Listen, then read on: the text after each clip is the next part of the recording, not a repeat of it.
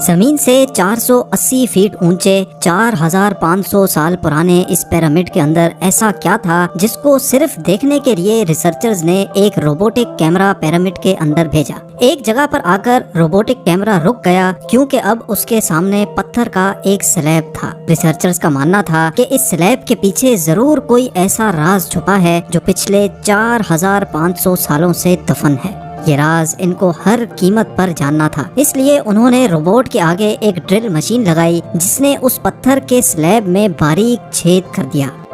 اب اس چھید کے اندر ایک کیمرہ بھیجا گیا جس نے سلیب کے اس پار ایک ایسا منظر دیکھا جو پچھلے 4500 سالوں سے کسی نے بھی نہیں دیکھا۔ ناظرین، مصر یعنی ایجپٹ میں ٹوٹل 138 اونچے ترین پیرامڈز موجود ہیں جنہوں نے پچھلے ہزاروں سالوں سے درجنوں ارتھکویکس اور کئی خطرناک طوفان کا سامنا کیا، لیکن مجال ہے ان میں سے کوئی ایک بھی ادھر سے ادھر ہوا ہو۔ ان میں سے سب سے اونچا اور بڑا pyramid the great pyramid of Giza کہلاتا ہے اور اس پیرامڈ کی بیس کا ایریا 13 ایکڑز ہے، یعنی اس پیرامڈ کے اندر حیرت انگیز طور پہ ایک دو نہیں بلکہ پوری 9 فٹ بال فیلڈز آرام سے فٹ آ سکتی ہیں۔ ایک ایسٹیمیٹ کے حساب سے اس پیرامڈ میں ٹوٹل 23 لاکھ بڑے بڑے پتھروں کا استعمال ہوا، جن میں سے کئی پتھروں کا وزن 50 ٹن بھی تھا۔ اگر اس کے ٹوٹل وزن کا اندازہ لگایا جائے تو اس پیرامڈ کا وزن 60 لاکھ ٹن ہے، جو 12 برج خلیفہ کے وزن کے برابر بنتا ہے۔ لیکن اتنے اونچے اور عالی شان پیرامڈز بنانے کا آخر مقصد کیا تھا؟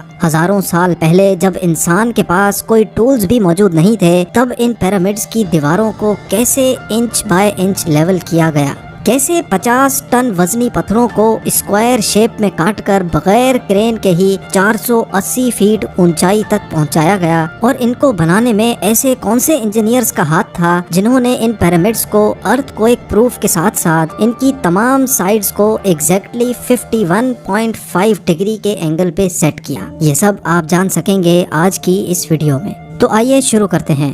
Challenge number 1۔ کئی صدیوں سے مختلف ریسرچ ٹیمز اس پیرامڈ کی کنسٹرکشن ٹیکنیک جاننے کے لیے سر جوڑ کر بیٹھی تھیں کہ آخر اس پیرامڈ کی ہر side exactly north, south, east اور ویسٹ پہ بغیر کمپس کے کیسے سیٹ کی گئی ہوں گی۔ کئی ایکسپرٹس کا ماننا ہے کہ اس ٹائم کے آرکیٹیکٹس نے سب سے پہلے ایسی زمین تلاش کی ہوگی جو لاکھوں ٹن وزنی پتھروں کا وزن جھیل سکے۔ اس کے بعد پولر سٹارز یعنی وہ ستارے جن کی مدد سے ارتھ کے پولز کا پتہ پڑتا ہے، ان کی مدد سے پیرامڈ کی ہر سائڈ کو مارک کیا گیا۔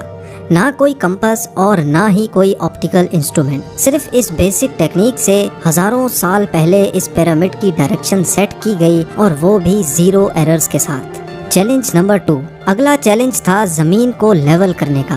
جس 13 ایکڑ کی زمین پر اس پیرامڈ کو بننا تھا، اس کا لیول تھوڑا سا بھی آؤٹ ہوتا تو 23 لاکھ پتھروں کے اس پہاڑ کا کھڑا ہونا بالکل بھی ممکن نہیں تھا۔ اب اس زمین کو لیول کرنے کے لیے اس ٹائم کے انجینئرز کے پاس نہ ہی لیزر لیولر تھا اور نہ ہی ببل لیول۔ ایکسپرٹس کا ماننا ہے کہ کنسٹرکشن سائٹ کی چاروں سائڈز پر کھڈا کر کے اس میں پانی ڈالا گیا ہوگا، اور پھر ایک سائیڈ کے پانی کے لیول سے دوسرے سائیڈ کے پانی کے لیول کو میچ کیا گیا ہوگا۔ جو زمین کا حصہ پانی کے لیول سے میچ نہیں کر رہا ہوگا، اس کو چھینی اور ہتھوڑوں کی مدد سے کاٹ کر لیول کیا گیا ہوگا۔ کئی ایکسپرٹس کا ماننا ہے کہ اینشینٹ ایجپشنز نے اس سمپل ٹول کا بھی استعمال کیا، جس کی دونوں سائڈز پہ لکڑیاں اور اس کے ٹھیک سینٹر پہ ایک رسی سے پتھر بندھا ہوا ہے۔ اگر پتھر زمین سے ٹچ ہو گیا اور اس کی رسی ٹھیک سینٹر لائن پہ آ رہی ہوگی تو اس کا مطلب ہے کہ بیچ کی زمین پرفیکٹلی لیولڈ ہے۔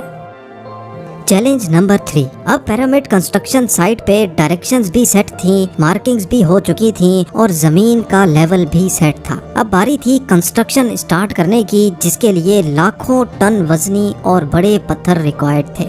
لیکن یہ پتھر کاٹنے کے لیے نہ ہی ان کے پاس گرائنڈر تھے اور نہ ہی جیک ہیمرز، لیکن پھر بھی انہوں نے 50 ٹن وزنی پتھر کاٹے بھی اور ان کو اسکوائر یا ریکٹینگل شیپ بھی دیا۔ لیکن آخر کس کی مدد سے؟ جی ہاں، یہی وہ صرف ایک ٹول تھا جس کی مدد سے پتھروں کو کاٹا گیا۔ ایکسپرٹس کا ماننا ہے کہ پیرامڈ کی کنسٹرکشن پہ استعمال ہونے والی چھینی صرف کاپر سے ہی نہیں بنی تھی، کیونکہ ان کو بھی یہ بات معلوم تھی کہ کاپر نرم ہوتا ہے اور پتھر نہیں کاٹ سکتا۔ اس لیے اس میں ایک کیمیکل آرسینک بھی شامل کیا گیا تھا۔ کاپر اور آرسینک سے بنائی جانے والی یہ چھینی لکڑیوں کے ہتھوڑوں سے پتھروں پر ٹھوکی جاتی تھی اور کئی گھنٹوں کی محنت کے بعد بڑے بڑے پتھر شیپ میں لائے جاتے تھے۔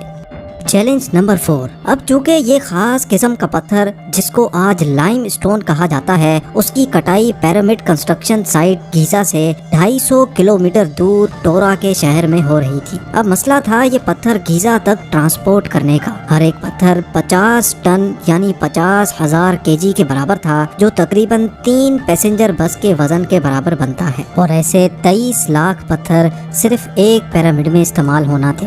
اتنا زیادہ وزن ٹرانسپورٹ کرنے کے لیے نہ ہی اس دور میں کوئی جانور کام آ سکتا تھا اور نہ ہی ان کے پاس ٹرکس موجود تھے۔ حتیٰ کہ اگر آج کل کے جدید دور میں بھی یہ کام کرنا پڑے تو ٹرانسپورٹ کمپنیز کو اچھا خاصا ٹف ٹائم آئے گا۔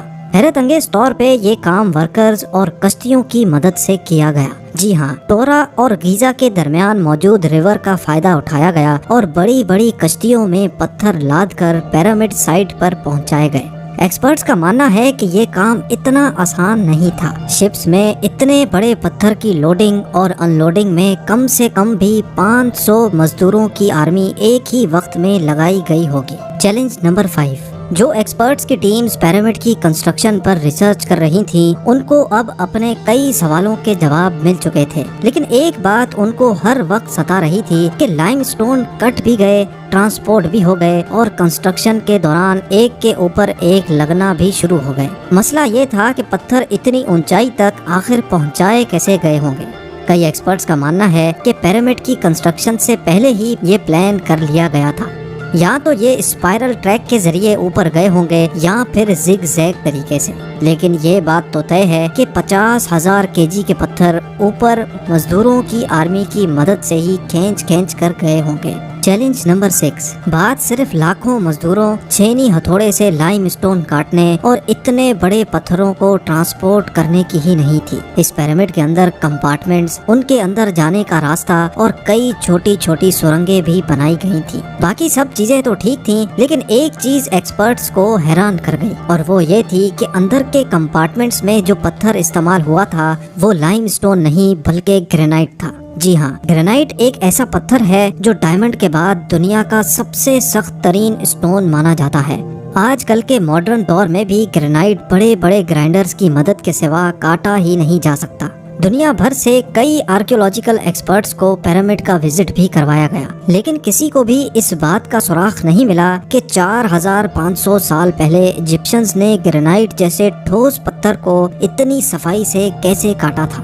آخر کار کئی سالوں کے بعد ایکسپرٹس نے اس مسٹری کو بھی سالو کر دیا۔ ایجپشنز نے گرینائٹ کو اتنی صفائی سے ایک ایسے آرے سے کاٹا تھا جس کے دانت ہی نہیں تھے۔ جی ہاں، بغیر دانتوں والے اس آرے کے دونوں سائڈوں پر وزن ڈال کر اس کو گرینائٹ پر چلایا جاتا تھا اور بیچ میں بجری ڈالی جاتی تھی۔ ایکسپرٹس کا ماننا ہے کہ اس طریقے سے اتنے بڑے پتھر کو کاٹنے میں 4 مہینوں کا وقت لگ جاتا تھا۔